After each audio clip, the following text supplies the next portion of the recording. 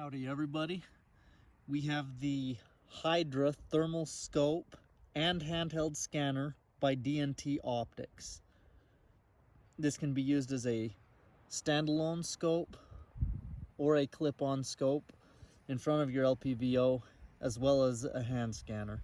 DNT recommends that you use a maximum of 4 power if you're going to use it as a clip-on.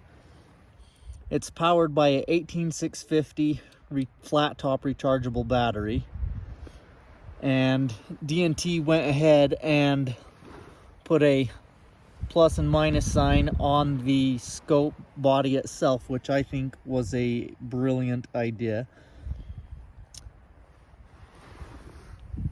You can also power the scope USB-C port on the side of the scope body. Now you can't charge the battery through the USB-C, you have to charge it through an external charger. You will also use the USB-C port to download your video from your scope to your computer. It does have a 32 gigabyte memory built into the scope. Now to power on the unit, you will press and hold the power button for 2 seconds. And then to power off, you'll also press for 2 seconds. And then it starts a 2-second timer counting down, so you continue to hold the power down. Now, once the power is on, if you short press the power button, which essentially keeps the scope ready to go but saves your battery power, to wake the scope up, again, you just short press the power button there. Now you'll want to go ahead and set your ocular to give yourself the best picture that you can get, and then you'll go ahead and adjust your focus from there. You should only have to adjust your ocular when you first set up the scope. Now to zoom the scope, we're going to go ahead and press the zoom button, which has a plus sign on it here. If we short press, it will adjust our zoom.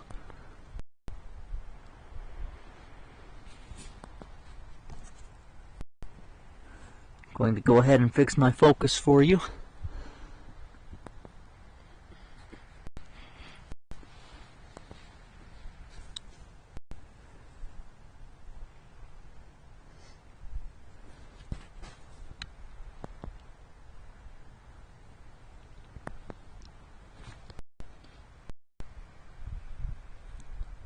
If we long press the zoom button, it will adjust our screen brightness. So we'll press and hold our zoom button.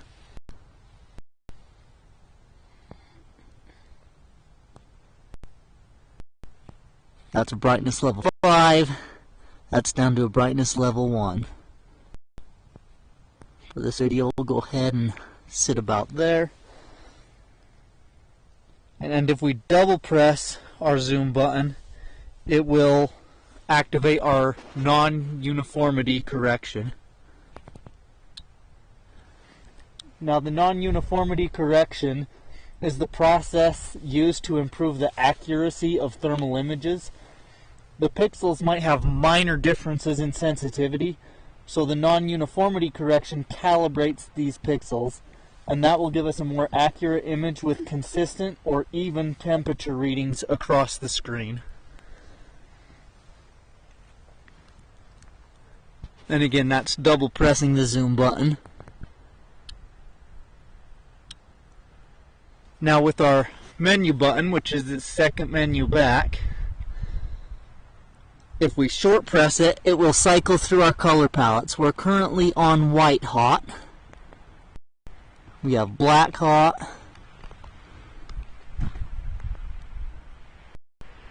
red hot, and iron hot.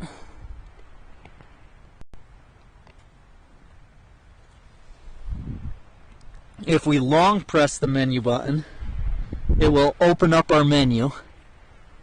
And to get back out of the menu, we'll simply press and hold the menu button again. And if we double tap our menu button, it will cycle through the thermal imaging modes, which are enhanced, highlight, and natural. And we'll dive into these deeper here in a minute. Now at the record button, if we short press the record button, it will be recoil activated recording, which will take a video 10 seconds before and 10 seconds after a shot breaks. Now if we long press the record button, it will start manual mode for recording. And if we double tap the record button, it will go into clip-on mode. You can also access everything through the menu. Again, you get to the menu by long pressing the menu button.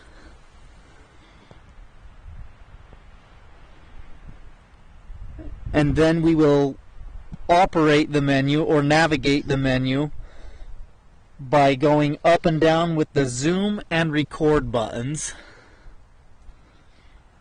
The first item in our menu is clip-on mode, which will simply turn clip-on mode on or off.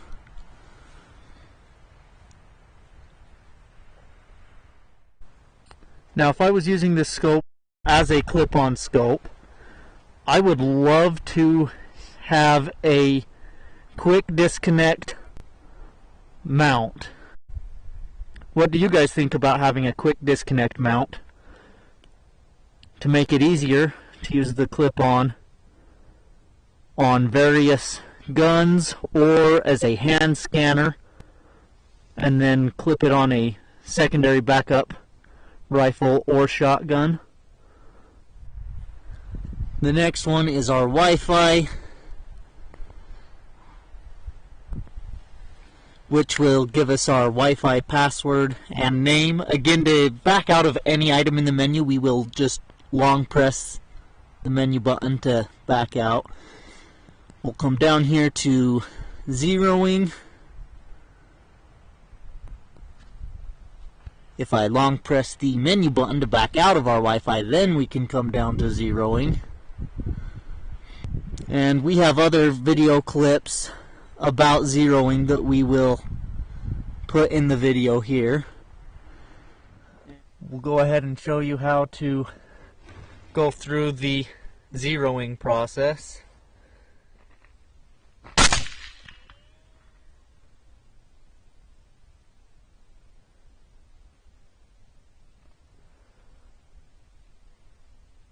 I'm not exactly sure where our impact was. The other night I was able to see it. So we are going to run downrange.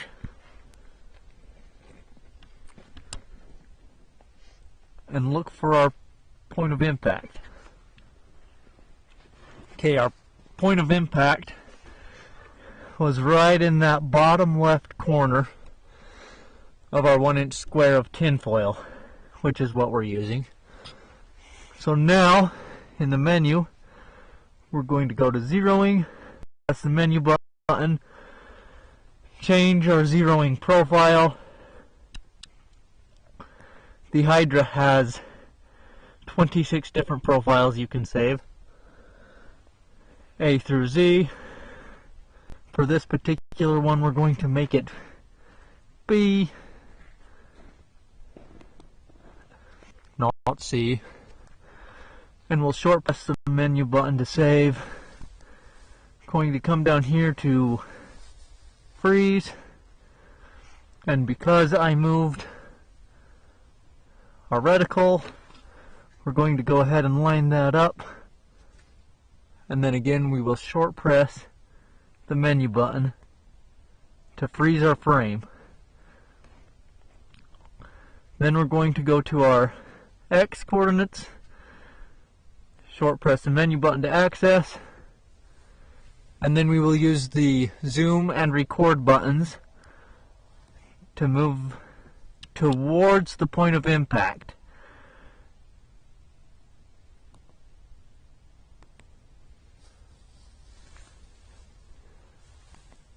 Now we'll go down to our Y coordinates,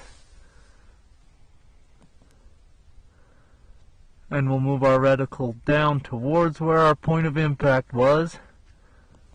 We are going to go ahead and save it. And for the zeroing profile, you can't back out of it by long pressing the menu. You have to come down to exit.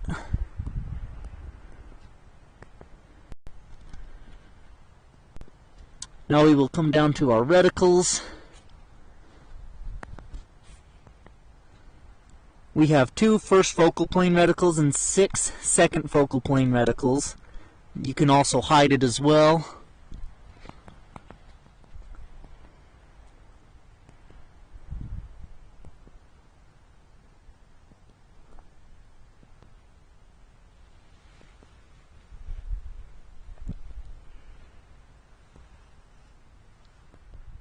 Long press the menu button to back out of any portion of the menu. Come down to reticle colors. We can have our reticle be black, white. Now we can see it. We can make it red, green, or yellow. We'll short press our menu button to select the green reticle. Now we'll long press to back out of our reticles.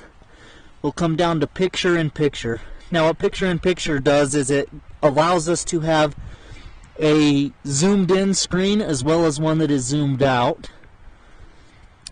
And we can have it off, left,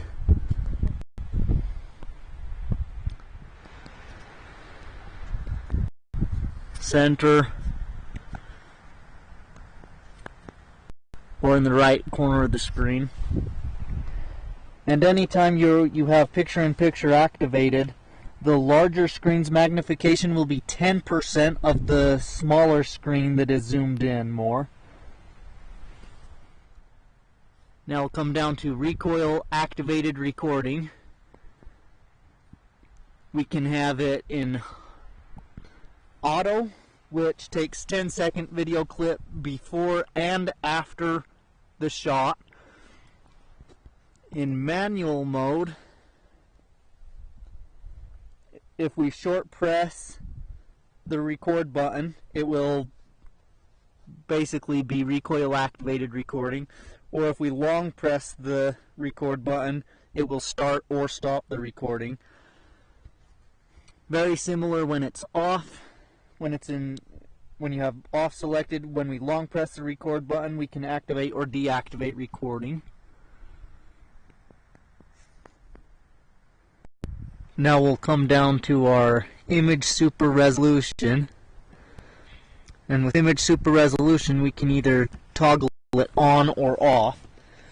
And image super resolution is where the thermal image is enhanced so that you don't lose definition when you zoom in and out. Now coming down to our thermal image settings,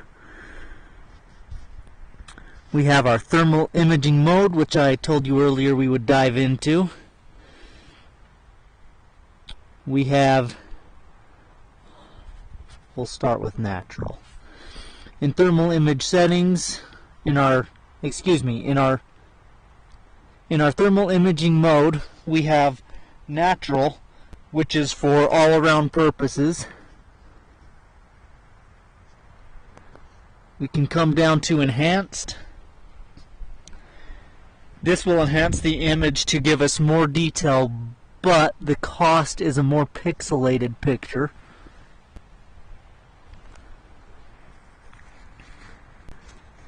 And highlight. With highlight, it will give us rapid target detection by creating a higher contrast.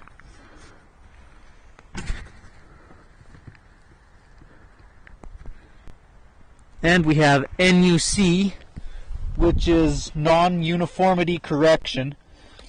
This is the process that is used to improve the accuracy of thermal images. The pixels might have minor differences in sensitivity. Non-uniformity correction calibrates these pixels, giving us a more accurate image with consistent or even temperature readings across the screen. And we can turn the non-uniformity correction into auto or manual. And when we have it in manual, we operate it by double tapping the zoom button. We can also change our color palettes.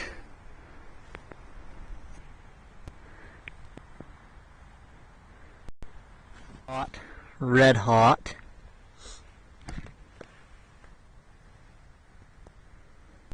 Iron hot. And white hot. If you guys will, let us know down in the comments what you prefer and if you use different palette settings for different scenarios. Again, we'll long press our menu to back out. We will come down and short press the menu button to select an area. We can adjust our image contrast. We're right in the middle currently with an image contrast of 3. There's a 4, a 5, 1, and a 2.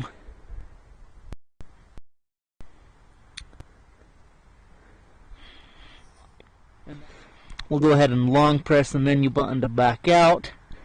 We can come down to our image brightness. There's a brightness of 2, 1 through 5.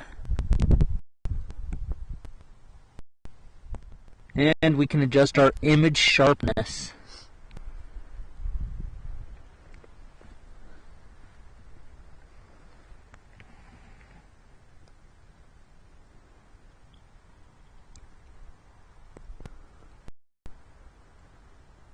Sharpness setting of 5. Go to the opposite end of the spectrum at 1.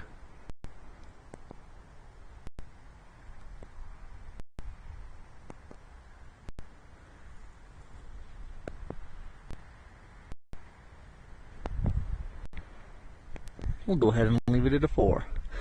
Long press our menu button to back out. And we can also go to hotspot tracking and either turn it on or off. Hotspot tracking, the screen will show the hottest source of heat. So we'll go ahead and turn that on and see what that looks like.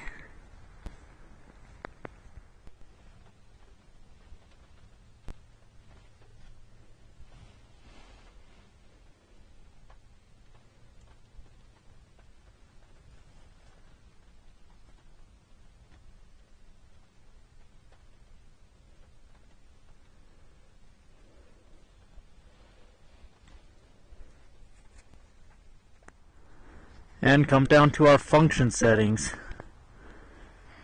In our function settings, we can fix defective pixels.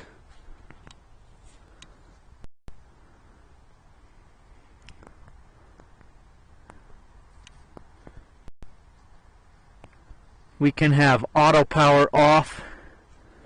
Now this makes it so that when your scope's in standby mode, when we short press that power button to put our scope to sleep, it'll shut off automatically in either 10 minutes, 20 minutes, or 30 minutes if you choose, or we can leave it off. I'm going to go ahead and leave it on 10 minutes. We'll come down to loop recording. Now in loop recording you can choose to have timed videos where it will only take 1, 3, or 5 minute video segments. Obviously, if I had that on, we wouldn't be able to give you a demonstration of how to operate the Hydra thermal scope by DNT Optics, so we're going to go ahead and leave that off. We'll come down to audio recording. I sure hope I have it on. Otherwise, this would be a silent picture. They are a thing of the past.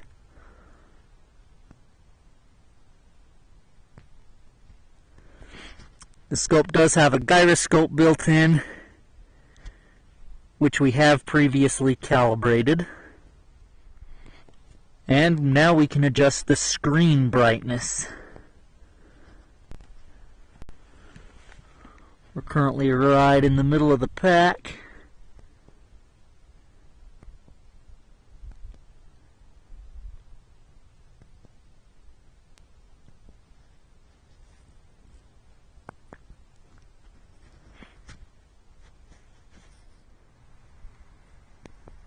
Now we can come down to our system settings, where we can adjust our date and time, our language settings, format. We can restore default. It will show us our available storage. We can also check our firmware.